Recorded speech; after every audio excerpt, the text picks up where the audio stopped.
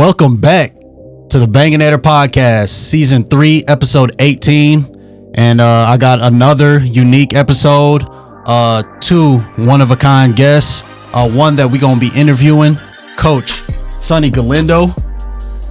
Thank you. It's a pleasure to have you on my podcast. I'm excited to be here. Yes, sir. I appreciate it. We saw each other at the Saginaw High School homecoming game last year. I was like, man, I need to make this happen. But it's good to see you again. Good to see you. Yes, sir. And Clayton Crazy, one of my best buddies, and also a former player of Coach Galindo. Good to have you on in person. Thanks for having me. Hey, no problem. So let's get started. 3 get to know you questions for Coach Galindo. The first being, what made you fall in love with football, like the sport of football? Well, when I was in high school, went to a small school, and you just did everything, every sport. So it was football, transition into basketball, transition into track, and then you just do it all over again your whole high school career. So I guess I had some coaches that influenced me to love the sport. They pushed me. I wasn't a great athlete, and I probably was hard to coach because I was a little hard-headed. But I grew up and always enjoyed athletics in general. When I was a senior, we did these little things in the yearbook. What do we want to do basically in the future? And my dream was to be a football coach. And so I lived it out after years, and life happened. But once I got into education, it worked out. Mm-hmm. Football was a sport that I coached and loved the most. I had some really great assistant coaches, staff members to be around. I was blessed my whole career to work for great head coaches that let me coach, didn't try to micromanage. So, and then being around young people like you guys and seeing results and growing young minds, not only into good athletes, but good young men, mm-hmm. good young women, very rewarding. So during your coaching career, and especially now that you're retired, what did you and do you like to do whenever you're not focused on coaching football? I work around. We have a little 5-acre farm. Okay. We rescue pets. So I deal with the fur babies all the time. I have a pet pig that was rescued. All right. I have a pet llama that was rescued. And then the work around the farm kind of keeps me busy. Clayton knows I really enjoy, and you may have experienced it too, I really enjoy cooking, smoking meats. Mm-hmm. Yes, sir. But that's kind of my just a way to relax and think. And I put the music on. I love getting on my mower. Mm-hmm. That's relaxing to me. Got into kayaking recently. Just staying active. Mm-hmm. I don't want to be this out of shape old codger that exactly. I just don't want to do that. I feel that. Before we get into the all his career, I just want to know, like, what was your first impression of either both of us? That's a good question. That's a good question, man. You're taking me back. Remember years. Yeah. I guess I'll start with Esley. Banga. I'm gonna call you Banga. Is that okay? Yes, sir. Okay. Just being at Saginaw, the group of kids that he came in with and grew up with, and they were all tight knit. That was what I remember deeply about that Saginaw experience. Is they weren't cliquish, but they were close. And so they didn't want to let each other down. They came in just like brothers, and that's pretty much the way they still act. I mean, when I saw him at homecoming, it wasn't just him; it was a group of them that still have good, close relationships. But they were easy to coach. They wanted to be good. They didn't, not that I've had this in my experience, but they didn't backlash when the going got tough and the work got hard, whether it was heat or the amount of work we had put on them. I remember them being very close and wanting to be good. That's what sticks out of my mind. And then as far as Granbury with you guys, honestly, probably pretty much the same answer. I know you had a close knit group of guys that y'all hung out with. Seeing you in off the field, in the classroom, in the hallways, and all that other stuff, and I got to know a lot of the parents. So I'm a firm believer that you're going to act the way you were raised. So it's apparent to me that both of you have been raised the right way and good supportive families, and so that transitioned into becoming a good young man, and you understand making good choices and staying away from bad choices. But it was enjoyable at every place I've been. Very similar Granbury Saginaw experience. Very similar, just because of the type of young men that I got to coach. I appreciate that, Coach. It means a lot. So let's get into your coaching career, your football life, if you will. You've had a 25-year coaching career. You got your coaching start at Hamilton High School in 1998 and quickly became defensive coordinator by 2002. And you made the playoffs 6 times while you were defensive coordinator. So what made you gravitate towards coaching the defensive side of the ball? I guess opportunity, honestly. I started out coaching running backs. I had a career before coaching, so I worked in the Texas prison system for a long time. Oh, that's and right. Then I went back to school, and I guess at the prison I decided I needed to be around young people before they got to a point where they made some tragic mistakes and their life, wasn't valued. So that got me into education in 98 at 36 years old. Now to answer your question, so from running backs the next year, I transitioned over the offensive line, which is my second love because of, they're just the meat grinders. They just work. Yeah. But they don't get the kudos and the spotlight and all that other stuff, but they don't care. They just work. Blue collar kids. So then an opportunity came up to go to the defensive side. And I guess maybe my personality just is better suited for that. I consider myself intense, aggressive. I like modeling kids into violent, football wise, violent hitters and wanting to do damage. And I kind of, it was always us against them, except on Friday night. Coach Peters and I, we had some conversations during practices because the defense was being told to do this, and it just all in fun. But the defensive side, that familiar quote out there, it's everybody knows that offense scores points, defense wins championships, and I believe that whether it's true or not. I still watch the playoffs. When you get to playoffs in high school or college or whatever, and you get to the state playoff situation, you start thinking about the teams that end up at AT&T Stadium in December, and they come in scoring all these points, and then by the end of the weekend, you look up and defense pretty much rose up and put their teams in a position to win the game. But I really like the defensive side. After that, you were defensive coordinator at Saginaw High School from 2009 to 2015. Made the playoffs 4 times. That's where I got to know you pretty well. From 2012 to 2015. What prompted the move to Saginaw? Well, my head coach from Hamilton actually got the job at Saginaw the year before. So in 2008, we had a successful run in Hamilton, and he was very familiar with the assistant athletic director, Mike Levy, at Saginaw, Eagle Mountain. So they go back to the Andrews days when Coach Wilde started coaching.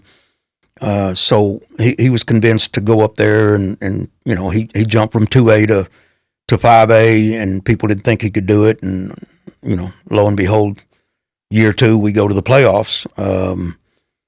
But he was trying to get me to move up there when he left.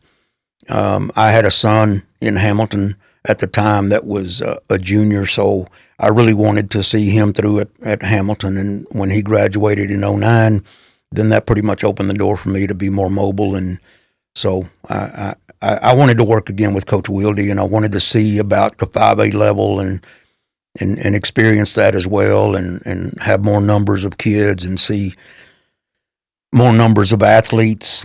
I used to kid, funny story real quick, when I started teaching classes at Saginaw, I was kidding my students that I just bought into that stereotype, city school, I'm a country bumpkin.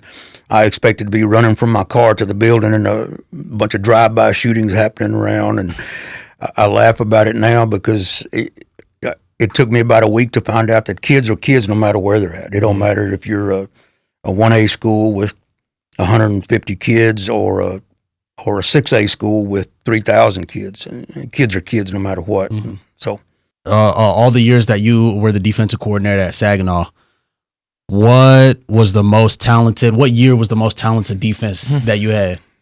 Again, I'm going to put you on the spot. Well, no, I have trouble with years because there's been too many of them. I'm going to say the 11 season. Mm-hmm.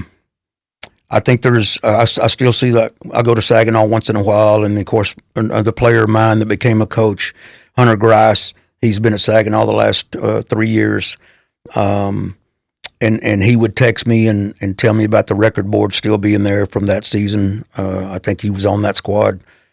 But I think there's still 6 team records on the record board from that season defensively. We had a really good year, pitched several shutouts, and lo and behold, we drew Denton Guy round 1. I remember that. You remember a guy named Gerard Hurd? Yeah. But later on went to Texas. Yeah. I was proud of that squad because I was also head track coach, and so my sprint relay actually involved 2 of the defensive ends. That's how fast our squad was. So we were very, very athletic, and then people trying to get a starting position, they pushed everybody else. So it was a fun year, to say the least. Yeah. I played defensive end for you, and I just want to personally thank you for helping me as well as the rest of our defense. You helped shape us into responsible young men and a tough ass defense. Our Puma defense. Yes. The mantra was get to the ball, fly around. Whenever somebody makes a tackle, there should be, damn near the whole defense around the ball. So, us guys from Saginaw as defense, like we still say that, Puma D. Yeah. So, thank you for that. I remember my best year was, my best statistical year as a defensive end was your last year there, that 2014-15 season. I had 8 sacks. And I was playing like damn near every snap. So that's how I knew like I was a talented enough amongst my peers to play as a defensive end. So thank you for that. And I feel like that's part of the reason why I became one of the 10 captains as a senior. Again, thank you. You're welcome. Mm-hmm. I appreciate the words, but I'm going to go back to it's easy to coach good people, and that's what I've been blessed with. But thank you for the words. For sure. And so, obviously, after 2014 and 2015, you moved from Saginaw to Weatherford. You left about a year before all the other coaches left, because our 2015-16 season, that was kind of like the last dance for a lot of us and the coaches. So what prompted the move from Saginaw to Weatherford for that 1 year? I guess as I progressed in my career and I matured more and more about goals, there comes a point in time and that you don't feel like you're growing professionally. I don't know how to explain that other than just you'll experience it one day. But I always wanted to be growing. I didn't want to be stagnant, stale. Nothing drove me away other than that. Like I wanted, there was an opportunity at Weatherford to work for a man, Weldon Nelms. He's still around. We talk all the time. He won 2 state championships at Wimberley before coming to Weatherford. So to coach under a legend was a good opportunity. He was asking me to come over there. Weatherford was familiar to me from my days in Hamilton because I have a lot of family up there, still have a lot of family up there. So it was kind of a transition from the city, if you will, to more of a country setting, but still staying at that 5A, 6A level and being able to coach, numerous kids and make a difference. Again, I was, bottom line, I didn't feel like I was growing professionally anymore, not anybody's doing except my own. So a change was in order so that I could feel like I was growing professionally and then getting to experience coaching under him, which was another blessing. He's a great mentor. Okay. Yeah, I mean, I definitely get that. We all got to, at one point or another, make better decisions for ourselves, our careers, where we want to be. So I definitely get that. Yep. And then so you're at Weatherford for a year, and then that's where you go to Granbury High School. And sure, I'm gonna let you take it away from here. Well, the first question I have, I know prospectively Saginaw, Weatherford, Granbury, they're prospectively close in the same area, but transitioning from these schools, do you ever change how you want to run the defense? I know they're different teams, maybe the kids on the team are different. Did you ever change style of defense? Or? That's a good question again. I did not. I don't know that I changed a whole lot from the Hamilton days all the way to the Granbury days. I've always been an even front guy. There's nothing wrong with odd front. I mean, people, you get in a comfort zone now. To elaborate even more, I was fortunate that the places I did land had the same type of kids. Mm-hmm. So if the type of player didn't match up with my philosophy on defense, I had no qualms whatsoever with changing to an odd front or a 6-man front or the Salina 10-1 defense where you just pin your ears back and go. But I guess I was just blessed enough to have the personnel that matched my philosophy without having to do too many changes. Our Granbury defense and our Saginaw defense, they would have used the same terminology, so they could have been playing each other and stealing each other's. In fact, we did play Saginaw a couple of times, but I'm not afraid of change. Even now, at my age, when I left last year, change doesn't bother me as far as that goes because you got to put your kids in a place to be successful. And if you're so hard-headed that you're against change just because it's your ego, then I think you need to take a hard look at yourself.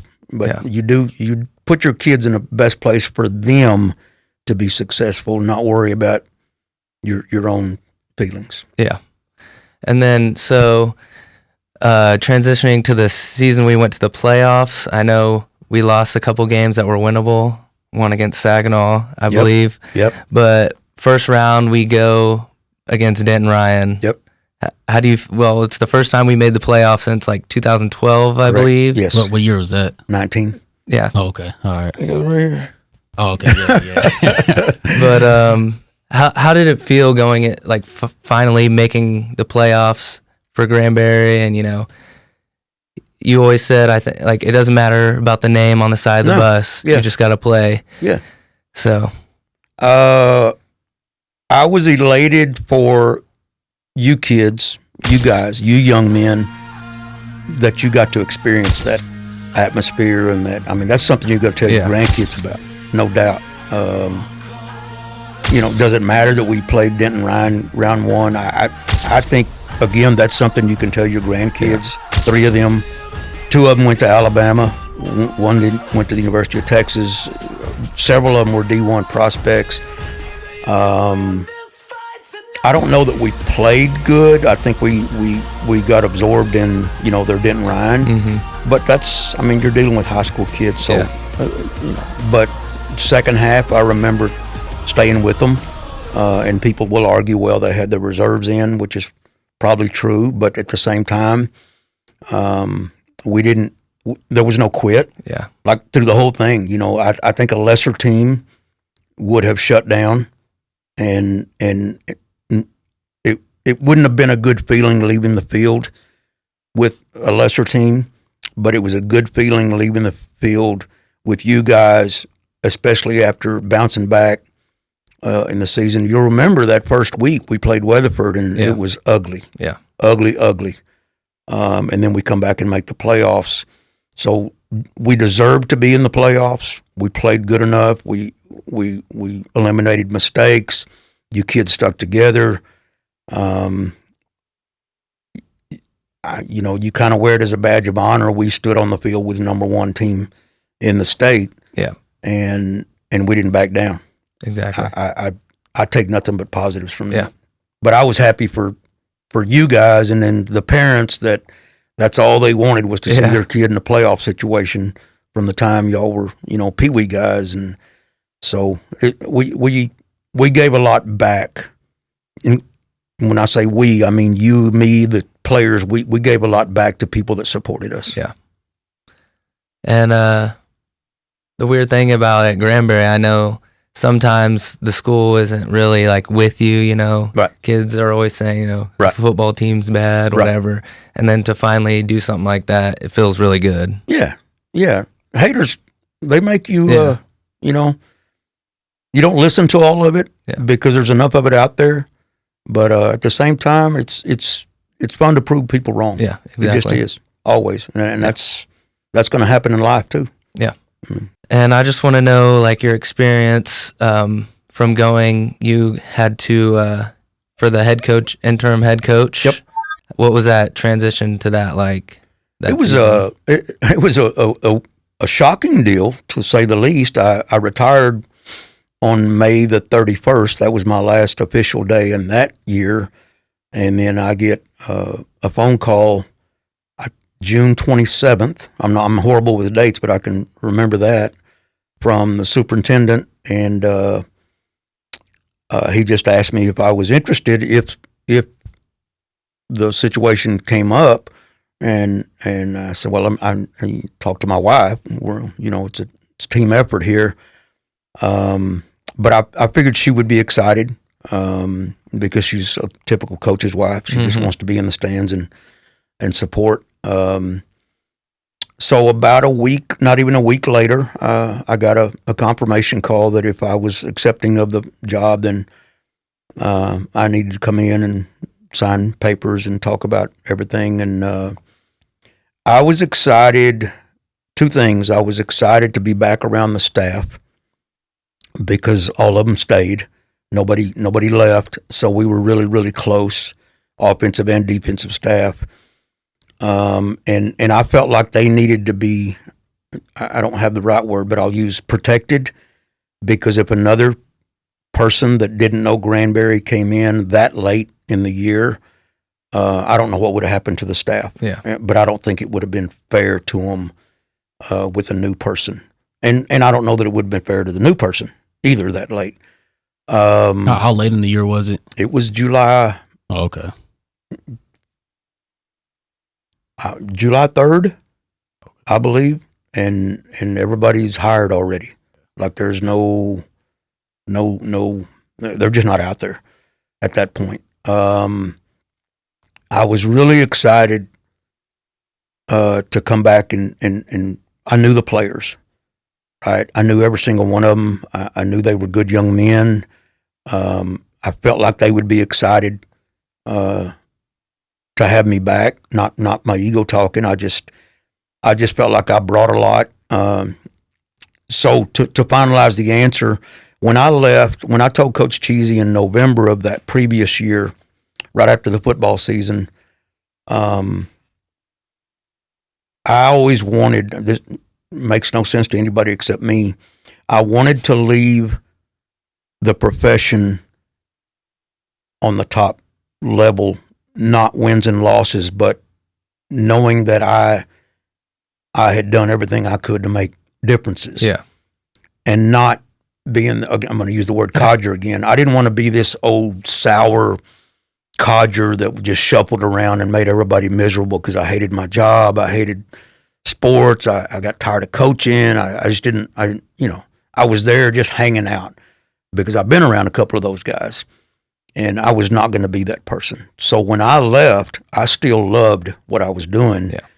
So when that happened in June, July, it had to be God. I mean, it had to be the good Lord saying, "We're not done with you yet. You need to. You got more work to do." So I accepted it, and it was, God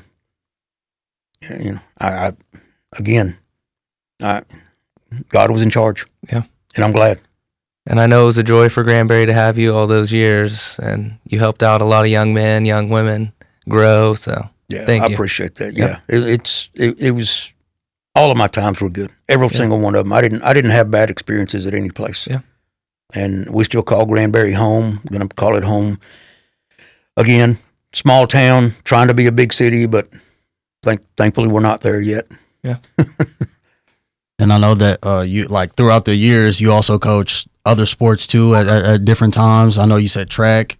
I definitely remember that because there was one off season where you forced all of us for off-season guys to do track, and I'm not the fastest guy. I'm not the quickest guy, so I hated track. But I knew it was gonna make us better. The track workouts definitely, just them track events. Yeah, that was not for me. But what other sports did you also coach a little bit? Well, way back when I started, it happened that the head football coach had resigned, so that was my football position. Mm-hmm. And the head girls basketball coach retired after winning state. This is in 1998. So that opened up a girls position. And I was living in Hamilton for a couple of years prior to me graduating, just because my family was there. And so I knew all the kids, boys and girls. So I went from football to girls basketball at the middle school and high school level, and then went back to track. And then at small school, you do boys and girls. So again, staying with that mantra. Never got into baseball. I coached softball. Okay. Early in my career, my two nieces played for me. That was fun also. And toward the end of my career, I did 1 year of tennis. Okay. Which I can't spell tennis, but good kids, hard workers, and I picked up a tennis racket and started playing, so I kind of enjoy that too. Okay, all right, that's awesome. I love, especially at the college level, I love watching all these other sports, women's included. Like Clayton will tell you, like I'm a Texas Longhorns fan. Yeah. So I watch a lot of obviously college football, college basketball, men's and women's. Last year, I took a trip to Oklahoma City to watch the Natty for softball. Yeah. Texas volleyball, who won 2 back-to-back Natties not a long time ago. So I like all these sports, but when it comes to coaching it, you got to know like the sport like inside out, kind of. Yeah. So, how do you like just learn up that quick on the sport to be able to coach it like that? Well, you got to be committed. Mm-hmm. You got to be committed enough to not cut corners. Mm-hmm. You talk to experts. And when I say experts, you talk to other coaches. Mm-hmm. Coaches are famous for stealing from each other, ideas, philosophies, mm-hmm. borrowing, tweaking it to make it theirs. I educate myself a lot at every aspect, and coaching sports was the same way. If I didn't know something, I don't like not knowing, so I go and find out what the answer is, and then if I feel like I need to apply it in workouts or game situations or competitions or, just experiment with it, and if I don't like it, then throw it away. You have to educate yourself and be committed to the cause for young people. Like, you have to be fair to those young people. Mm. If they're going to put in the work early in the mornings and stay late till night, and you're asking them to bleed and sweat and give yourself every opportunity. You have to be on your A game if you're going to ask somebody else to be on their A game. There's no other option. Yeah. Now I forgot about powerlifting. Sorry to interrupt. Oh yeah, no, that's right. That's right. I did a lot of powerlifting. Yeah, too. I think didn't you do a little powerlifting at Saginaw too? Yes, sir. Yeah, that's Yep. what I thought. Yeah. Yeah. And you were talking about track a while ago. I remember one of my favorite quotes to tell athletes at the end of a football season. Once hopefully you get a playoff run, and then when that's over, you shake their hand and congratulations, you made the track team. So congratulations.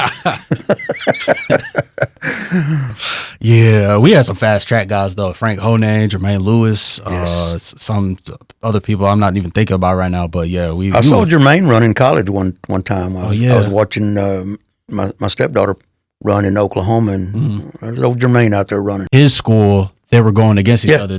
Yeah. Yeah, that's pretty cool. Yeah, you told me last year at homecoming, Saginaw's homecoming, that you retired. What led you to make the decision to go ahead and retire? Again, I didn't want to move and then taking the interim head coach job and then not getting the job again. To me, it was pointless to stay, and I wasn't ready to get back in the moving truck and take my wife and and do all the upending again. I felt satisfied again with my career, and I was ready to be retired.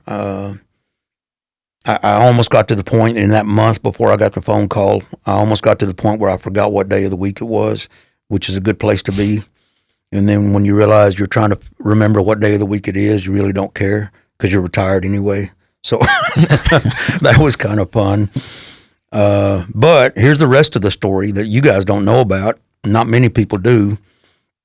I retired June 30 of last year, and a former coach that I knew in Hamilton back in the 2001 years, he actually is a principal out in a really small town, very small school in Santo, west of Weatherford, about 30 miles.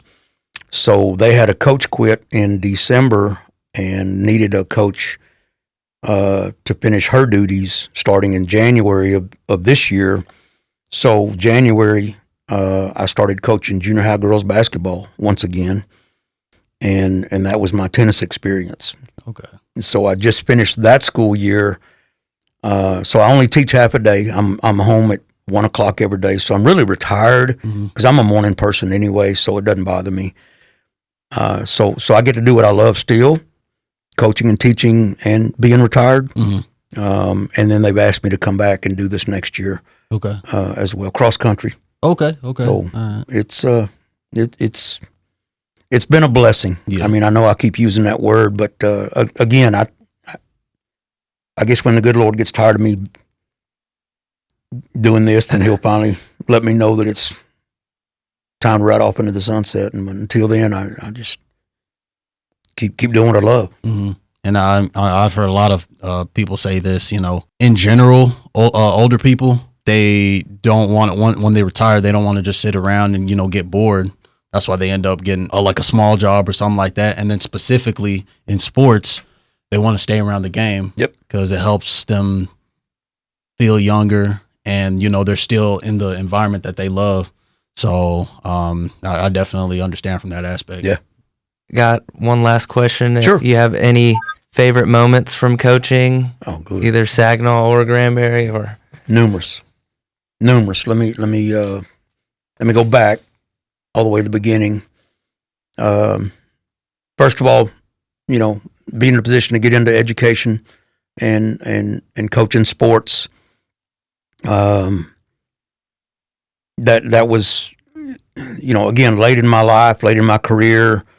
I'm always going to look back on that, and that's the best decision I ever made, was getting in this profession. In 2007, I believe it was, we beat the number one team in the state in first round playoff game Nobody gave us a chance, which I don't blame them, because the year before the same team beat us 70-7. They had a young man that went to Oklahoma State, receiver. He was about 6'6", fast, and we averaged about 5'8". So doing that was a good feat. My son was on that team, so it was a great feeling. The town still talks about it. They had a good run this year, and they were still talking about that year. Go to Saginaw. The playoff situation when I first got there was fun. Those seasons that I talked about, the 11, 12, all of them, again, for the same reasons. Great kids to coach, hard workers. We had success at most every sport. Good staff. Bobby Suber, you remember him, yeah. Banga? So here's a moment. A kid named Bobby Suber. Bobby was a nose guard, one of the top 3 nose guards I've ever coached in my life. And Bobby was smart. Now, a lot of his friends wouldn't have put Bobby and smart in the same sentence, but Bobby was football smart. So if an offense tried to trap him, then he was so quick that he would beat the guard trying to trap him and ear hole him. And I remember one day in practice, he said, no trapping the Bobby. So we kept saying that over and over, because they'd try to do it over and over and over every practice, and they couldn't trap him. And then the same thing with screens. Bobby had a motor that was 100 miles an hour straight forward, but he would sniff out a screen quick. And we said the same thing, no screening the Bobby. And so I remember Bobby. We had 2 really good safeties. Jared Rivas was one. Fernando Martinez was another. They were excitable to watch. Just winning a lot of games at Saginaw were the good moments.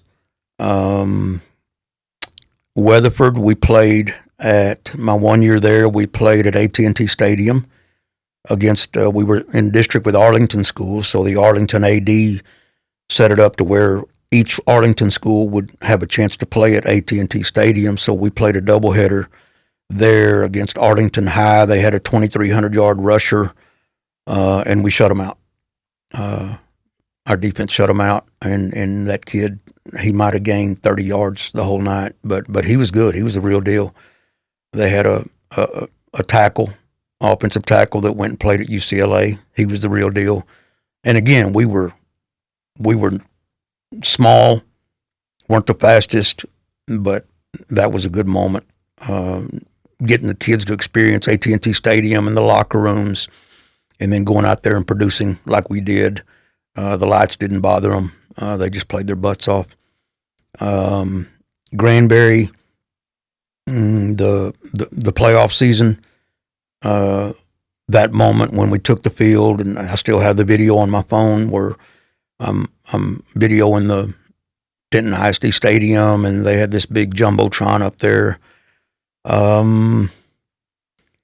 Lots of good practice moments, just fun stuff. We had our version of the Oklahoma drill, where challenge drill, where bug and windshield, bug or windshield. There you go. Yeah, you were either the bug or you were the windshield, and that made for a lot of good moments. I got run over a couple of times. That wasn't fun, but I shouldn't have been in the way. So, but no, just too many to remember. But here's the good part, and that's a great question. I don't remember any bad moments at any of the places. So to me, that's a good sign. Can't be a bad thing to have too many good memories. That's a good place to be. Yeah, I mean, since you were bringing up practice memories, I remember whenever we were doing full 11 on 11s. I was a defensive end on the JV side, and I was going up against some of the seniors, that offensive line, and I just got over the tackle, made a huge hit, I think I made the tackle, and then the hit was so hard that it caused a cut on my nose right here, and I was bleeding or whatever. I felt like J.J. Watt. And obviously, when you make a hit like that, you're not complaining about the pain, but you're bleeding like that. Yeah. Everybody's, patting you on the back. Hey, good job, Banga, blah, blah, blah, blah. And so you gave me a pat on the back too. And I got rewarded by being able to, sit back the rest of practice with a cotton thing on my nose. Yep. But I mean, it was just fun, rewarding to, play hard like that at practice. And, see everybody recognize your hard work and your success that you putting in practice. And so, yeah, that's a fun memory I always remember. Yeah, for sure. There's a lot of good. I'm glad y'all are taking a lot of that away with you. Thank you all for watching this episode of the Banganator Podcast. Please like and subscribe on YouTube. Follow me on the Banganator Podcast Instagram and on the Twitter X on BanganatorPod_4. Again, thank you, Clayton, for coming on. Thank you. Thank you, Coach Galindo. It was a pleasure to have this conversation with you. Thank you very much. I just want to say finally that it's great to be back around you guys. To me, y'all represent my whole career because I can just see every other athlete and player that's not here through you. But this has been a blessing to me. I appreciate that, Coach. You bet. Thank you. Let's go, Granbury. Go Saginaw. Let's go. Welcome to the Banganator Podcast, brought to you by SC Banga, diehard fan of the Dallas Cowboys since 1997. How about them Cowboys?